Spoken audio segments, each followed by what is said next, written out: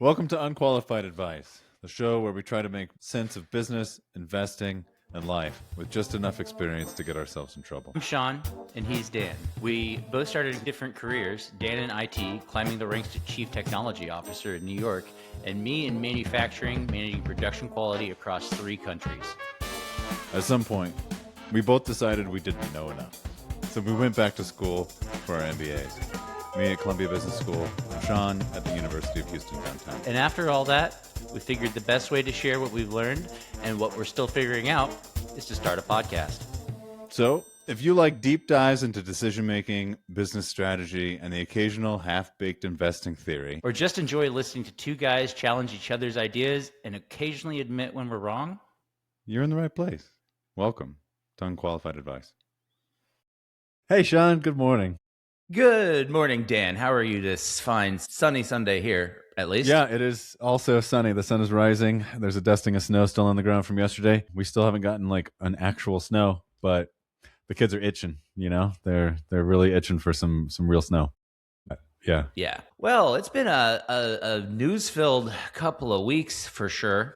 You know, January came in with a bang, huh? It sure did. But I read something this morning that really gave me some perspective on it. And it was on this, you might have heard of it, this site called the Prometheus Dispatch. Do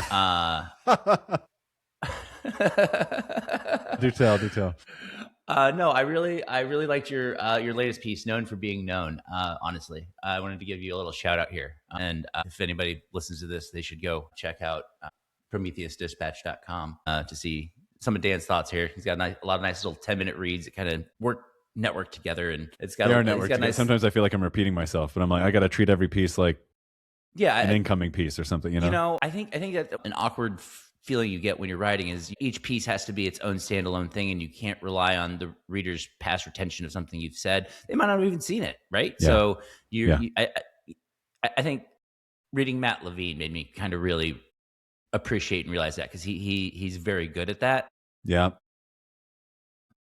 he is. I would also put The Economist in there. Like I started reading that for GMAT studies, basically. And what you'll find is like they don't assume knowledge in the reader, even though their readers are largely quite, educated and connected. Like I'm trying to think of a good example, but it'll be they'll name someone, but then they'll also give you the title basically every single time, or some sort of concept, and then they'll break that concept out into 3 or 4 word sort of explainer of what that concept is, and then keep moving. Right. I really liked how they didn't assume too much or too little of the reader. They just put it there so that you could keep, if you knew it, you could skip it, like it kept things moving, but invited those who were willing to learn in. I think that well said. And I think so. Again, kudos to you. I think you do a good job of that with, thank you. Each piece kind of, standing alone, but also then I'm like, oh yeah, I kind of remember some bits and pieces of that from before. So, like what you're building here. But one thing that, particularly struck me, because with all the things that have been going on, is the idea you discuss of pseudo events. And I wondered if you could give a little explainer of, what exactly that term is, and how it kind of, I think, really applied to a lot of the things that have been happening the last couple of weeks, but not everything. Years too. Yeah.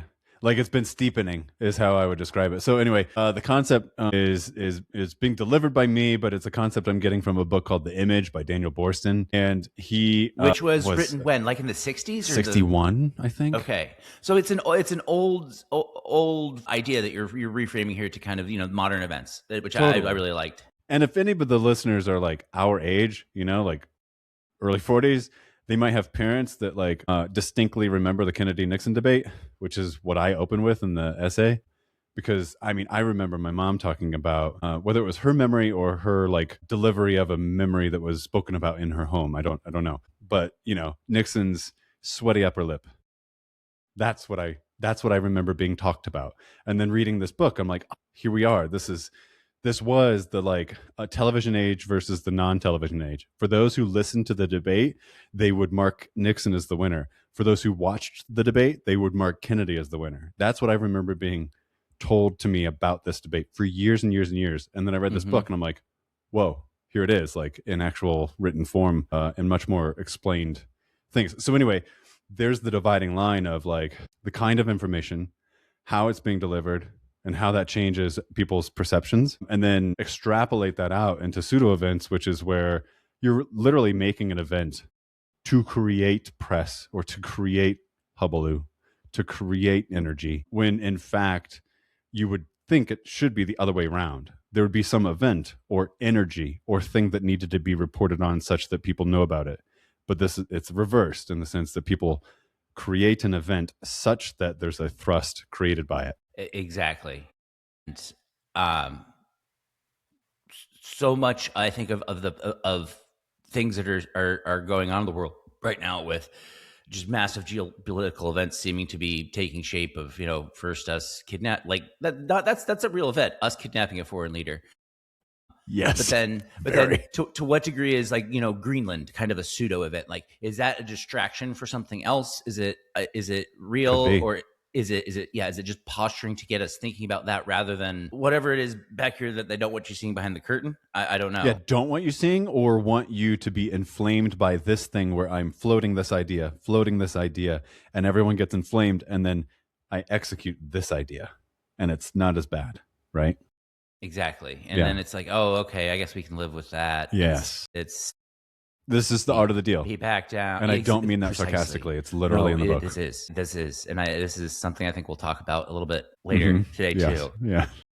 But one event that I think, currently it's kind of a pseudo event, but it might not be, is this, the big billionaire tax you're proposing in California, and how that could, if you really think about it, kind of reshape the American economy. The American economy, that's right. Wealth distribution across states and lands and cities and so forth. So, I mean, right now it's basically going to be a ballot measure, I believe is what you would refer to it as. Sorry, I'm not Californian, so I'm not, might get some of the lingo wrong. I apologize. But Dude. But this person, Susan Jimenez, has filed it, putting this forward to basically try to get on the ballot in November. And it's backed by a couple of unions, namely the Service Employees International Union and the United Healthcare Workers West, that are who would really stand to be the big beneficiary as it's written. I believe 90% of something, I think close to 90% of the money is, if it is enacted, is to go into healthcare specifically, and then 10% to education and food assistance is the proposal. Food assistance, okay, yeah. Yeah. So it's got some big opposition. Gavin Newsom, their governor, very strongly against it. Obviously, all the business groups saying, no, this is a really silly idea. And it's weird how so what strikes me is they're doing this and saying, okay, well, we're actually going to kind of post-date this. We're going to say, if it counts, Jan 1, right? It counts if you lived in California in any part as of Jan 1. We're going to vote on it in November. So you don't have any time to, we're basically, you're trapped. Yeah. But they are taking then the value of assets as of December 31st. So you got to believe there's all sorts of weird restructuring things happening right now, trying to get you out of these brackets. Because it's really right. It's only going to target about 200, 300 people, I think, that would actually impact. So those, I'm sure there are some CPAs and some tax accountants just making bank this year for them as they go through and figure out how to restructure things. Yes. Yes, exactly. And so it's going to be voted on in theory in November, and prediction markets are saying likelihood of that actually getting passed is about 40% currently. So getting passed or getting on the ballot? Getting passed on the ballot is about 65% probability. Wow! Oh my gosh! And then getting passed is, they're putting about 40% currently, which is closer than I'd like to see. Frankly, California's history with these ballot measures is bad in the sense that bad laws are being passed. And I'm starting to have some faith in these prediction markets. They're not perfect, but they do give you, I think, at least a gauge of, okay, it's not unlikely, right? I would say that at a 40% likelihood, I would say I would not be surprised if this happened. You know? What were Trump's odds in 2016? In the 30s or something, and then he won. It's like, what? Preference falsification, everyone. Yeah. Another essay of mine. I lost a couple hundred on predict it on that one, I believe. Personally, you got to get skin in the game, Sean. You did it. Yeah. which just twisted the knife. I should have gone the other way. That way, at least I would have had to hedge my bet. Man, I mean, back then I was convinced there's no way that man could win, but that shows you what bubble I was in. Exactly. What were we hiding ourselves It from? was a good lesson. I mean, I look back on it, and I'm really thankful for that lesson because I feel like I've gained clearer vision since. It took me a while to get through that. It took me a while to get there, but I am in a better place now, I would say. Yeah, when you realize that any platform you're on, the people voices on there are only maybe 5-10% of any given population, right? So it's very echo chambery in certain spaces, and you have to be aware of that. I think. On at least one dimension, if not multiple, right? It could be just the way you think. It could be socioeconomic. It could be political. It could be there's lots of different ways to split that up. That bubble. This makes me think of a wonderful book by Tim Urban, What's Our Problem? And his description of golems and how society is becoming to kind of be run by these echo chamber. These people are just great at winning in the echo chamber and making it feel like a majority when it's minority. Yes, which again to your point in your essay about celebrity is now a thing of just you're famous for being famous, like the Kardashians, I believe, who you mentioned specifically. Which so I don't know how we got here from the the tax measure, but back up a bit. For the tax measure, for the people are calling this a billionaire's tax, and I saw I'm going to mess up her last name. It's a hyphenated last name, Cherverny something. I forget her name. She writes on Substack under The Flack, I think is her Substack. She's a brilliant PR woman, and she was the one 3-4 years ago even coined the go direct. She was encouraging all CEOs to skip this whole having a PR team, having a whole bunch of people in front of you, having a gaggle of filters, and just go direct, put your opinions out there. The vibe has shifted and you need to be on the absolute front end of communications. And now I saw a tweet from her, I think yesterday or the day before, everyone needs to stop calling this a billionaire's tax because there are enough people that would vote for that content unseen. Right. But finding some other name for it, because fundamentally, structurally, what would be downstream of this isn't a trickle down theory thing. It is literally what are the incentives going to force people to do, which is leave California, stop creating these kinds of companies in California. The unwelcome sign has been lit. Exactly. And so, I imagine proponents would argue, I'm not one of them, but I'm just trying to play devil's advocate here, that they would argue that, okay, well, this is a one-time 5% excise tax. We're doing this one time. It's not. They can all afford it. But now you've proven that you're willing to do it. You've shown that you will. This isn't about cash. Now people are not going to trust being there, and they will. Hey, maybe that does help property values in California for people that want to be able to buy and afford a home, but. Well, not really, because it also pulls the floor out from underneath them, right? Yeah. All their ability to make money a significant portion of their ability to make money has also left the state. Yes, very much so. This is crazy to me. The one-time event. So this is on all assets, right? This isn't just liquid assets. So this, of the 200 to 300 people you say that this is going to apply to, will bankrupt half of them because they don't have the money. It's paper. A lot of it, yeah. Especially if you're talking about startups where that valuation is in they're valuing their ownership in a startup at $1 billion, and so they qualify then. Okay, sure, that valuation is $1 billion, and they do have in theory that much value. Good luck trying to sell it and getting that value. These assets aren't particularly liquid. That valuation honestly might be a little inflated. I bet the startup founders are all about getting an inflated valuation until this day comes, and it's well, that's part storytelling. Yeah. So you know what I'm going to do? I'm going to go do a series whatever at a significant down round, significant devalue. Down rounds? Yeah, exactly. Significant down round, right? So that's my prediction. If this stays on the ballot, we're going to have some down rounds intentionally happen. I'm sure there's lots of businesses and people in New York City that will help out with that. Yeah, exactly. And take they're no fees. Just give me some equity and I'll get it done for you. Because that equity is going to shoot back up eventually, and then everyone will have time to restructure their stuff out of California, and the Golden Triangle or whatever it's called in Texas will double. Maybe Denver will get a piece. New York's going to get a ton. People will just stay coastal for the most part. Yeah, and a lot of wealth is in kind of hard, weird to value assets too, like paintings and art that it might be, a Rembrandt valued at tens of millions of dollars. It might be hard to value, but wouldn't that be on a former tax form somewhere and they're just going to use it? Yeah, I'm not, I'm sure, but then also, then again, though, then okay, now I got to five, that's where you're going to have people that have, and we're talking about a small number, a couple hundred people, a percentage of those will end up having some really weird cash flow situations. I am positive Yeah. it'll be interesting to read about. Matt But Levine. yeah, I just worry about what it's going to do for the economy at large, and then for California, and then if other states try to do anything similar. I don't think this will fly anywhere else, but Yeah. California is the only one crazy enough to, it seems like, to do it at this point. I know. Sometimes I could feel like change. New York will very much is like going to be a, hold my beer. And then Connecticut will just, like, everyone in the Hudson Valley is going to be like, holy moly, Mm-hmm. we're That's a moving to good point. Greenwich. They did just, elect a populist. So it's possible. In the city. The state is really red, True.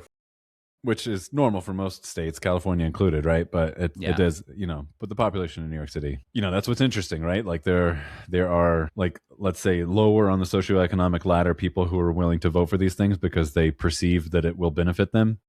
And then there seems to be an enormous amount of white collar, highly educated, mostly white people who also vote for this stuff because they feel like it's protecting those underneath them. When in fact, I think it's going to destroy everyone in between. Therein lies my, let's call it angst for now. I can understand having some anxiety about it. So I mean, if this thing gets passed, and in 2027, I imagine you won't really see a dramatic shift until it actually were to be enacted. I think the dramatic shift would be all within the realm of these tax attorneys and CPAs, right? It's going to be business formations, sales of assets out of California to Las Vegas, to Dallas, Austin, Denver, Charlotte. Like pick your library of places. And then 3 years down from that, the real money will have begun flowing enough that those communities will begin to see change, right? Like it's not going to be some, there's another piece that I wrote actually. Is this one? Yeah, this one's published.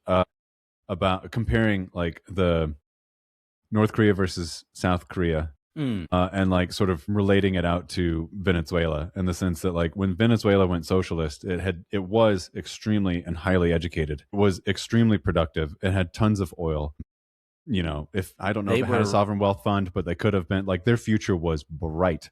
And then they elected a socialist, and the energy there and the messaging and everything. I'm passing no judgment on whether it was sincere or not. I think it actually was, but the ways of socialism run the same direction almost every single time, and it crushes the economy, and then the grip that the political leaders need to have on the society tightens in order to stay in power, right? And everybody I know a couple of people from Venezuela that I've spoken with about this, just because I'm curious, and they exclusively blame Maduro and the socialists for all the ills. They're 8 million people, I believe, from Venezuela that have fled the country. They're the brightest minds that are. They were highly educated. They were like one of the best. Best countries on the. I believe that's just 8 million in the U.S. So that's who knows also what other countries that they could have gone to, that they have gone to. I might be conflating those two numbers. Anyway, millions of people, almost tens of millions of people, that have left their brightest minds, left. That just guts an economy's ability to be able to sustain itself and to continue to innovate and do new productive things. And every story I've read from corporations that have been there, there was a really interesting tweet thread from Cargill, this guy that worked at Cargill, and talking about how they couldn't get seed in to grow plants because the seed would get stolen because people needed to eat, and it just became impossible to maintain a business because they were just losing money hand over fist. They couldn't keep cows fed. It just became agriculture. Effectively became agriculture broke down. Right? They couldn't feed themselves. Mao, Stalin. Yes, it's all the fucking same. We have past examples. We have plenty. Yeah, we have plenty. And in that piece, it was like I think I titled it "The Long Game of Systems," and the whole point was like when South Korea went to kind of a market economy after the war, it was messy. It's really hard to call it like democratic and market, but that's the direction that they were traveling in. And it was 15 years of just toil and horribleness, and and the North doing well. They were building stuff. They were educating people. Like everything looked great in the North and everything looked terrible in the South on the Korean Peninsula. But after 15 years or so, that whole paradigm shifts, and the North was doing horrific, and the economy starts doing terribly, and then the grip of power tightens. Meanwhile, the South is a total, begins its sort of trajectory of rocket ship. And Venezuela, it's like, yeah.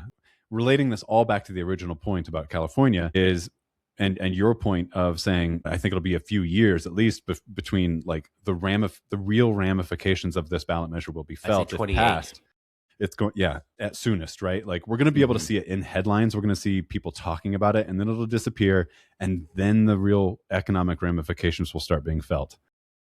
It's a long game.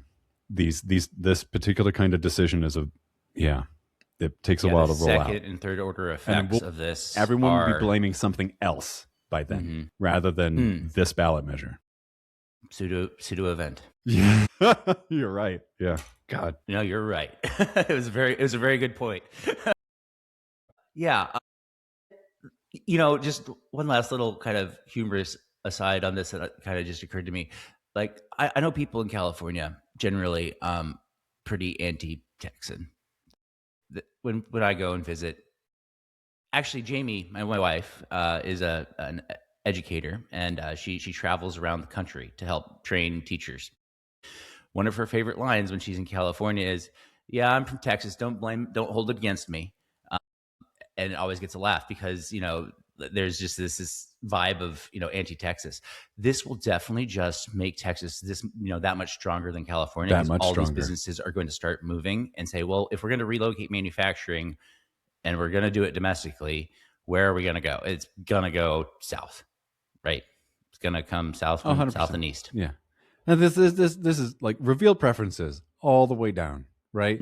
California has stated preferences, but none of them match the revealed preferences. They just want to, they're like the EU. They just want to regulate to make themselves feel good about the kinds of things that they want people to think about them, rather than create systems that make things happen that are going to happen anyway, that are good for people. Which state, Texas or California, or builds more green energy today? Texas. Indeed. Texas is the leader in green energy nationwide. Our wind farms, our solar farms have been going up at a great pace here. This is what we might call a narrative violation. Yeah, a little bit of one, wouldn't you say? Little bit. Texas is so big and sprawling. I think our land mass gives us great advantage. We have a lot of windy space. Yeah. The wind farms are very cost effective. It makes sense. And California a lot of open has space where grave difficulty topologically or whatever. Yeah. Yeah, very true. Yeah. When you are in California, you see it's not uncommon to see turbines on mountains, but it's difficult to, I'm sure it's much more costly to get those built there than in a big flat field. Yeah. $10 million of permits for one windmill. Yeah, I made that number. No doubt. I don't know. No, yeah, I would imagine the permits to get them installed in California are more challenging than in Texas as well. I'm just gonna take that on good faith without doing any research. I believe that to be the case. I don't feel like that needs research, but it probably should verify it. Dear California lawyers, leave a comment. Yes. Yeah. So it kind of leads to a question that I think we kind of want to talk about, and I'll frame it like this: if you had to make a bet, Dan, are we entering a decade of flow or a decade of friction? Man, does that depend on your priors? A little. I think there's a way to argue this where the people that I was just sort of throwing shade on, the people who want to signal, the people who want to say all the right things and enact the right laws and make everyone think the right thoughts, those people are going to be living in a world of friction and not understanding why the world is moving on. And then the others, it's a mix. I don't know. I feel like there's I mean, it depends upon the lens and what you framed it in a way that I hadn't thought of. Okay. Just there. How are you because thinking about it? I'm thinking more geopolitical events, right? Like we've been in more of a state of flow with free trade I like it. Okay. and now we're going to be in more of a state of friction where these trade lanes that we've built up. And when I say trade, I'm not talking about just goods here. I'm talking about exchange of ideas, exchange of cultures that we've built up Wow. over the last 40, 80 years, really since Bretton Woods, right? That's going to change. Our allies are changing, it would seem. Like who not saying that I'm for or against any of that particularly. It's definitely just weird, trying to see though. the world as it is. Yeah, it's weird to me. It's like, whoa, these were the people that we trusted forever, and now apparently the people in our government are saying, nope, not that. This is not the way it's going to be now, and yeah, there's nobody stopping it, right? Well, no, you could argue that it is slipping away. It is. Well, it depends. It depends on your biases. I would argue like we're watching some of it slip away. There's a bit of like, let's test the waters. Let's not use our old assumptions. Like I can get on board with some of that, but then watching Carney like shake hands with Xi, I'm like, that is bad news for Canada. You can make an argument it's bad for the United States, but it's super bad. Canada gets like 5% of their exports going to China and 70% to the United States. What just happened? And maybe this is a pseudo event. Well, maybe it's all signaling. Trump said he was glad Carney was able to make a deal. He should make a deal, right? Yeah, Trump is all for it. I believe that because I'm sure that also now gives Trump ammo to go back and say, well, now here's my new deal that I want to make. Yeah, more ammo of like, I'm going to make this squeeze hurt even harder. Yeah. Which is not, for our neighbor to the north who speaks the same language as us, I don't think that wouldn't be the direction of travel that I would be wanting or encouraging. But here we are. But this trade deal, this might help your garage. I know. I'm kind of excited, honestly, because I'm gonna now start looking at what would it take to import a BYD or a Huawei down from Canada, or frankly up from Mexico. I think the cybersecurity angle on Huawei is going to be hard for you. BYD, go ahead. Yeah. BYD, yeah. No, yeah. I agree. Because Huawei is so integrated, their platform, everything just connected. Like the phone connected to the watch, connected to the car, connected to the freaking television monitor. It was super integrated. Very cool. Like what Apple wanted to do when they said, oh, we want to build a car. Like what Huawei did it. Huawei, they did it. It's like they took Apple's vision and realized it in a really cool, fun way. If you don't mind the possible knowing of spying. Everything about you. Are you thinking correct thoughts? If you don't mind a little bit of 1984. Yeah, exactly. But no, I am excited that there's going to be more access to those very, very affordable EVs in North America. I think that's the way the future needs to go. And you know what? I'm not saying I want them to come in here to the States and wreck our automotive industry and our automotive companies, but our automotive companies have to start getting their act together.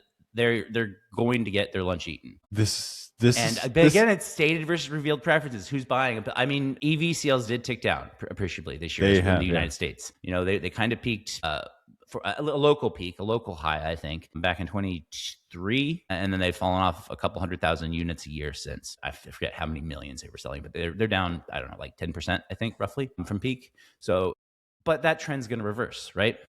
I think how much of that is when Elon started getting on Trump's bandwagon, and then how much of this is marketing? And again, when you basically have two choices for EVs in the United States, and one of them led by a guy who all of a sudden easily 60% of the country decided like, wow, it's a bit much for me, and then the other part of the country that like was supporting him aren't big EV buyers. Like I'm more. I will buy one when it does what I need it to, and it's the car that I want. And the BYD is damn near there. I think you can get it to 80% charge in 10 minutes, 20 minutes, something like that. That's enough. Go grab a sandwich at the Buc-ee's. Yeah, exactly. Those are strategically spaced here in Texas where I as long as they have a plug, I'll be good. I think they do need it is a special charging station for that though. I think so that it will take a while for that. Yeah, it's the supercharger class or something. Yeah, exactly. So there's a network that has to be built. That's not going to happen instantaneously. But man, we're 5 more years. I think we'll start to see that tipping point in culture. Yeah, it's got to get to about 25% adoption, maybe. When you see 1 in 4 on the road being an EV, then I think you'll start to see it really accelerate in the trend. Because you think there'll be a glom-off effect? Yeah, because I think it'll be acceptable enough, right? It'll be like, oh, I'm not. What makes it not acceptable? Because it's too political. Just the China portion. And EV in general in Texas is kind of political. Okay. Like, there's people I guess who don't it's political here too, in the sense that like you should have an EV. And also, and some of it is exactly right. But then we have 60% coal, so like your carbon footprint is higher than my car, and I have 8 cylinders. Talk about that, Dan. We don't talk about that. We don't talk about the physics. I made a decision based on what was best for Earth, and I wanted horsepower. So I think I landed. And you wanted to be able to go on a road trip and be able to fill up in 5 minutes and get back on it. That's actually the big one with little kids, right? Like if it was just Shell and I doing road trips, then I would have definitely considered, especially if it was just she and I, we don't need cargo space. Like I would have looked at a Tesla 3 or something. But with 2 kids in tow and car seats that are like the size of Suburbans these days because of all the safety regs, and you have to take a pack and play with you and blah, blah, blah, blah, blah. You end up needing a gas guzzler SUV in order to go anywhere. I'm not dealing with a screaming kid for a 35-minute fill up on our 5-hour road trip, 6-hour road trip, right? I just want to be able to like drop those hydrocarbons in and keep moving. Mm-hmm. Exactly. It's about the utility. What utility is it providing? Yeah. And as EVs get there and start being able to match that utility, or your 10-minute recharge, closely enough, like get close enough. It doesn't have to be exact. It's got to be close enough to get, because there are other advantages, in theory with the EV. So 100%. I mean, I was just reading in the Wall Street Journal yesterday about how a master senior mechanic, I think is the title for Ford. They can't get these guys. They can't get them up to senior master or something like that because starting wages suck. You have to buy $10,000 or $20,000 of tools to start, and then you get paid piecemeal by the dealership. So like if there's no work, you're just sitting on your duff, not making money. But if you stick with it for a really long time, maybe by the time you're 40, you'll make like over $100,000. This guy was making 160 because he's good at transmissions. And they just cataloged how many like F-150 transmissions he was replacing on 2019 F-150s. And I'm like, why are people still buying these if they need transmissions after 7 years, 4, 5, 6 years? I mean, holy crap. But anyway, that's a whole another discussion on like, why is a car that is half bucket cost $85,000? I have so many beefs with trucks, but that's me, not anyone else. Marketing. It's because it's vibe. People want to feel big. That's that's my bias. People want. I'm saying on the road. I'll get a good view up here. Yeah, I wonder. I think they're much more profitable, right? They're way profitable again because half the car is a bucket. Yeah, exactly. It's so a lot of the cost is just popularity, but yeah, it is. Well, it's demand supply, willingness to pay. Yeah, exactly. Anyway, I think I ranted off on trucks there for a minute, but I was trying to stay on the like what happened. I mean, going back to like the amount of repairs that are needed on EVs is very, very small. And like the brakes need replaced like half, like they last twice or more as long because most of it is regenerative braking. They go through tires twice as fast, but that's really easy. You just go to Discount Tire, get some tires. Like the amount of, actual diagnostic repair is really light on these things. And as they can't get mechanics to do these things, and they're going to pay them $200,000+ because there's like, not enough of them in country, people are going to have to switch. Even those that don't want to are going to look at their repair bills or the front end cost of a new car because they have to bake in the warranty repairs, right? Have you ever heard of the Kano model of product development? No. Kano? Kano, yes. Japanese Nikori Kano, I think. Noriaki Kano. So it's basically, imagine 2 axes. You have on one axis up and down, your vertical axis, dissatisfaction, satisfaction. Okay. And then on your x-axis, you go from, like, you're talking about features. A feature not implemented to being fully implemented. Okay. So when you have, in theory, your customer satisfaction, you would naturally think, okay, it's going to be kind of a 45-degree up. Like as these features are fully implemented and present, that's going to go, that satisfaction is going to go straight up. But what happens is you actually get, it's asymptotic, and which means it levels off. As over time, like these basic features don't delight people anymore. They just become expectations. Yes. And so as the EVs have had too many gaps. Of the United States.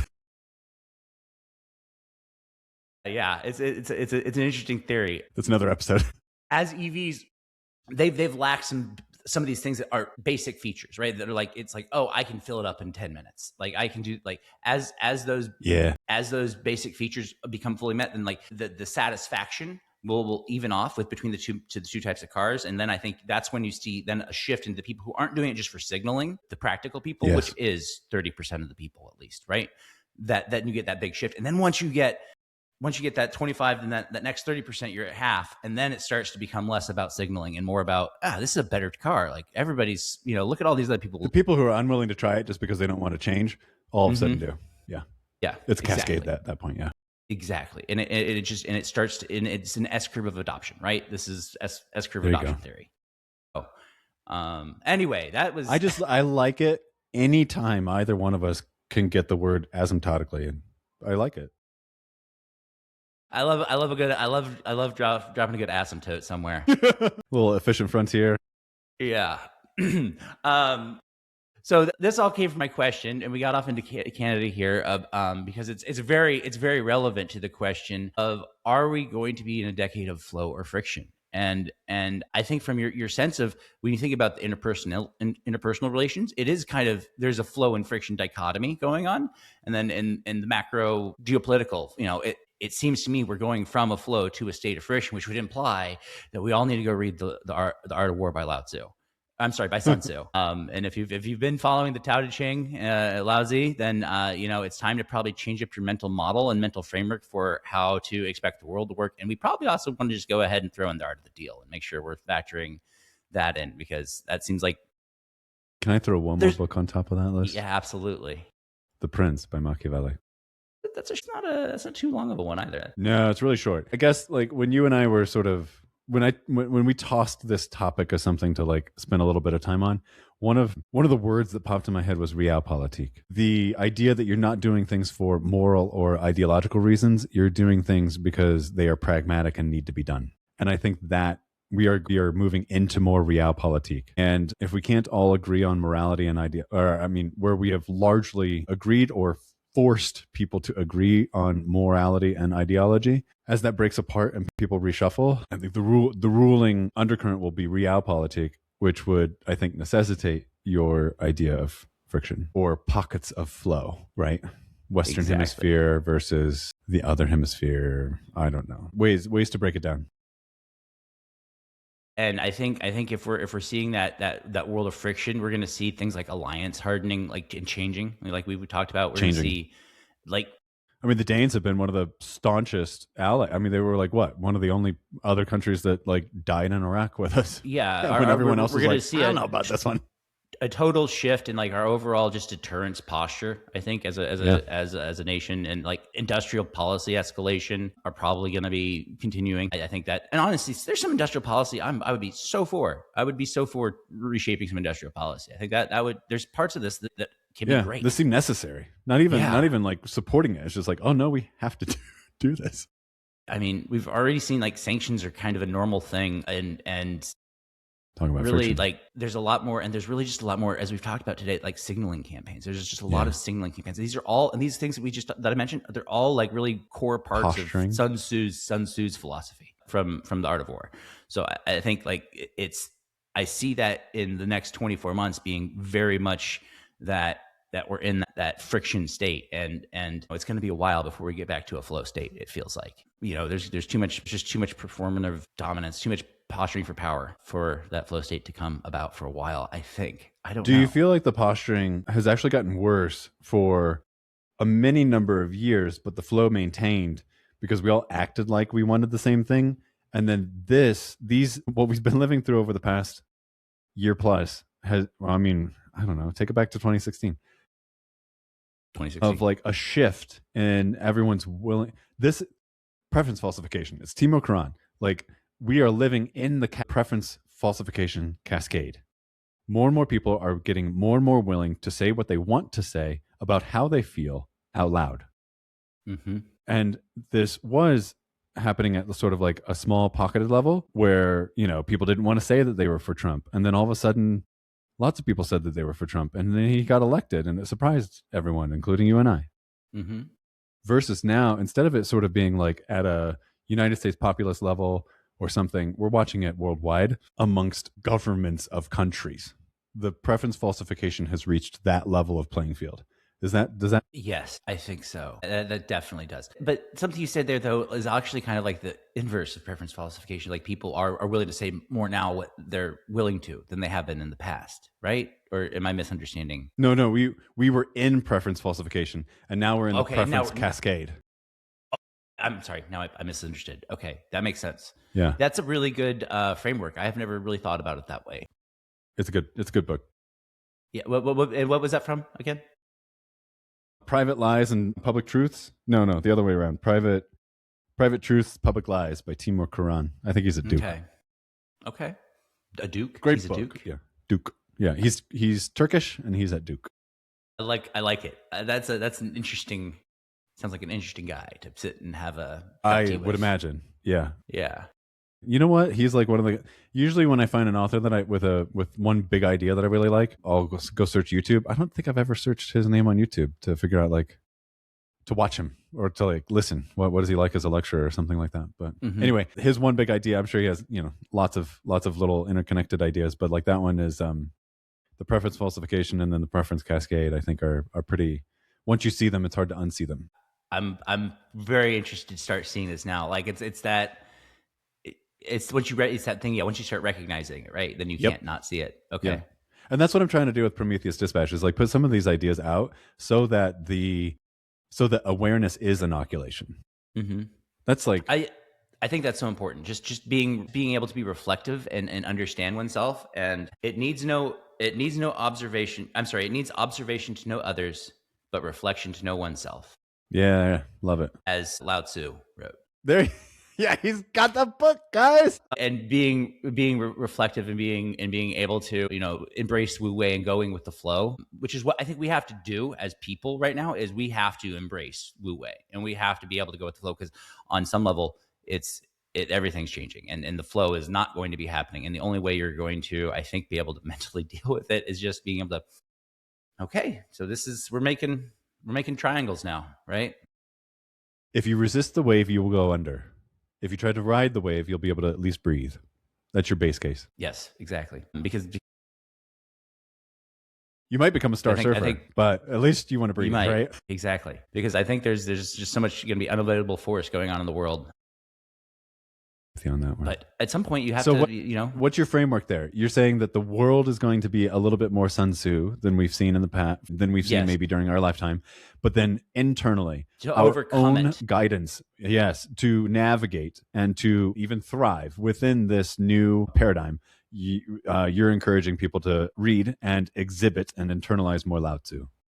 Exactly. More Tao Te Ching.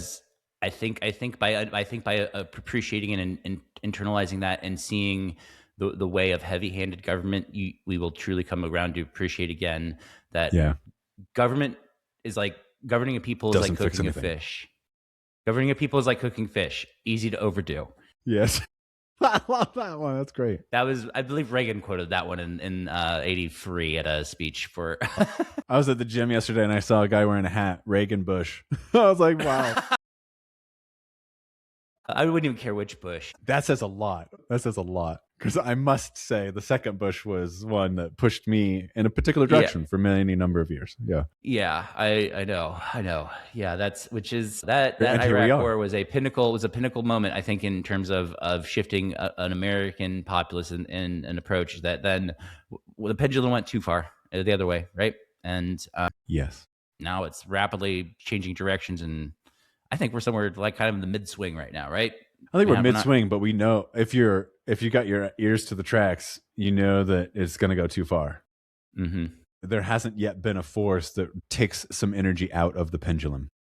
Exactly. It's at the bottom of the swing where it's got its all its force going, and like it's eventually here something's going to start to slow it down and stop it and make it swing back the other way. It's how our group consciousness seems to work. We just kind of keep reverting back and forth around some mean that does shift over time, but we're never on. I agree. We're never on it. We're always on one side of it, and the side of it we're on changes frequently. I would say. So yeah, I'd say expect Sun Tzu, get through it with Lao Tzu. I like this framework. When we talked about it last night, we didn't really even talk about it. It was just like, let's talk about this tomorrow. And I was like, I am absolutely certain. I am absolutely certain that you must employ both or be familiar with both in order to have your best shot. Right. This goes back, like we were just talking about the pendulum, right? It is neither. Mm-hmm. It is both. Neither. One of the best lessons in the Columbia Business School taught me, because it was repeated in many classes through many professors over and over again, was, what's the answer? It depends. Because it's so defeating. It takes the air out of everything. Everyone wants some sort of directionality or some finality. And it's like, the most complicated things don't have any of those. And most things are constantly changing and evolving, so there is no finality. This is our best guess now. There's a Teddy Roosevelt quote that's like something like, when you find yourself in trouble, the best thing to do is your best idea. The next best thing is your worst idea, and the worst idea is nothing. Well said. The worst idea is nothing. Yeah, no action at all. Yeah. Well, hold on. Now, that's actually counter to what Lao Tzu would say in some situations. I'm all about the paradoxes. Let's go. Yeah, let me see. Hold up. This is close enough. No crime is greater than insatiable desire. No woe is greater than covetousness. If you know contentment comes from being content, you will always have enough. And again, because that's not really exactly the vibe I was aiming for, but there's one I have marked somewhere, but I don't want to have to go through the book to find it. No, but that sometimes inaction is action. Yes. He would agreed, argue, right? Yeah. Well, I guess that's not counter. That's not counter to your point. That's not counter to what Roosevelt said, really. No, it would fit in there. If your worst idea is nothing, then you've deliberately chosen nothing. What he's striking at is inaction from deer in headlights, almost. Like, I don't know what to do. I have ideas, but I am incapable of making a choice right now. That's the scary one to him. Mm-hmm. Right? Yeah, that makes absolutely. It's a really good quote, actually. And he's got some fingers. Yeah, the man in the arena. Those old presidents really did know how to write and deliver some good lines. I'll say that they did. We haven't had a good. I mean, since Obama was our last good orator, and before then, I don't know, Clinton, Reagan could deliver a speech. Reagan was good. Yep, we've had some good communicators, I guess. Yeah. I mean, I think you had to be right. You have to be on some level now. On some level, I just feel like it happened more previously, but maybe I'm biasing off of Lincoln and Roosevelt and like Polk. Are we reciting any of his speeches? Think about what was his name? Coolidge. No, the guy that was assassinated. So the one that was assassinated. Jackson. No, the one you never think of. Warren G. Is it Warren G. Harding that was assassinated? He's a big dude. Looked like a walrus. Oh, no. He was from Ohio. I just insulted a dead president. Here we go. List of his presidential assassinations. Garfield. James Garfield. Do you know how he got to be president? James Garfield. Give me a year. 1864-ish, 1863. Gosh. So he's right after the Civil War. So he wasn't the vice president of Lincoln. That was Tyler? Yep, he was just a congressman. He showed up. He went straight from congressman to president? Mm-hmm. And he was not elected? Correct. It was a contested election, or a contested convention. He got up and delivered a speech so powerful that they ended up then voting for like 3 days. And after on like something like the 60th or 70th or 100th vote, they put him up, and he was president, and then shot a couple years later by a crazy person. But damn. I mean, every time we think our localized situation is like this inflammatory, we've never seen it before, America's never survived something like this bad. Yep. No, we've open a history book. Yeah. Open a history book. Say, just go ask. You have ChatGPT now. Just say, hey, ChatGPT, did the day happen before? If so, when? And it'll tell you, oh yeah, this was in 1863. Basically, you just relived July 3rd, 1863. That's all you've done. It's like, okay, cool. Yeah, that doesn't mean to just that would be a good app. Crack a beer and hang out, but that would be a fun little like what was today most like, just like a daily news briefing, like that just analyzes like this was most like this time frame in history, and just like you're currently in 1974 because it's all about inflation or whatever. I don't know. Right. Yeah.